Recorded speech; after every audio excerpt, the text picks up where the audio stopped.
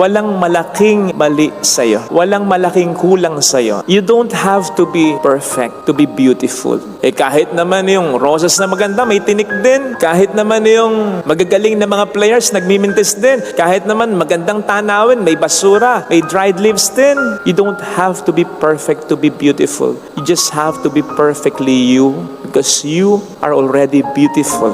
Yung mga kakulangan, kapintasan mo, bahagi yan ng kagandahan mo sapagkat minarapat ng Diyos na maging bahagi ito ng pagkatao. Again, no one is perfect. May mga kakulangan tayo. At yung kakulangan na yan, talagang dinesign ng Panginoon yan para kompletohin ka ng taong magmamahal sa iyo. Kung paanong kukompletohin mo rin ang kakulangan sa taong mamahalin mo. Pero hindi ibig sabihin, necessary dapat asawa mo. Tama namang iba yung pagmamahal ng isang asawa. Pero, kaya mo nasabi ang iba ang pagmamahal ng isang asawa, iba rin ang pagmamahal ng isang ina, ng